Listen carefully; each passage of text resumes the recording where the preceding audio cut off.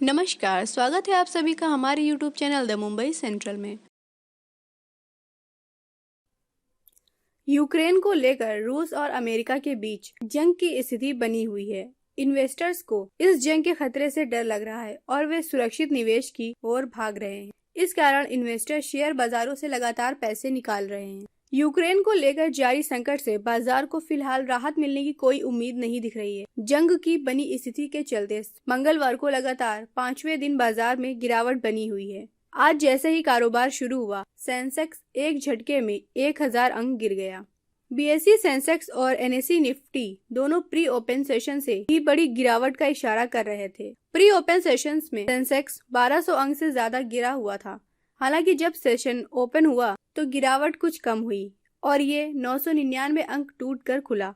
अगले कुछ मिनटों के कारोबार में भारी उथल पुथल का इशारा मिल रहा था। एक समय इसने करीब 150 अंक की रिकवरी कर ली, लेकिन सुबह के 9:20 तक फिर से सेंसेक्स करीब 990 अंक गिर चुका था और 56,700 अंक से नीचे ट्रेड कर रहा था। इसी तरह निफ्टी 300 अंक से ज्यादा टूटकर 17,000 अंक से भी नीचे आ चुका था।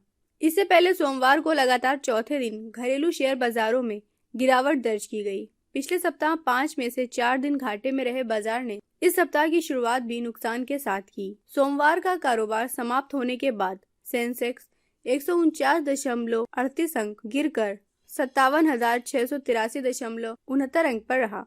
निफ्टी 69.65 अंक के घाटे के साथ 17,206.65 अंक पर बंद हुआ। इससे पहले शुक्रवार को बीएसई सेंसेक्स 59.4 अंक गिरकर 57,832.97 अंक पर और एनएसई निफ्टी 28.30 अंक के नुकसान के साथ 17,276.30 अंक पर बंद हुआ था। पिछले सप्ताह बाजार काफी वोलेटाइल रहा था। जानकारों को आगे भी उथल पुथल बने रहने की आशंका है।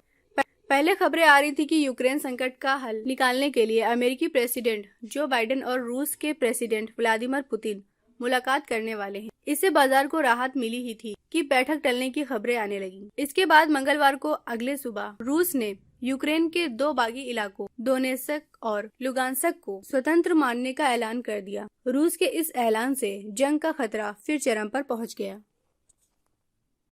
अगर अभी तक आपने हमारे चैनल को सब्सक्राइब नहीं करा है तो इसे तुरंत सब्सक्राइब करें और बेल आइकन को प्रेस करना ना भूलें।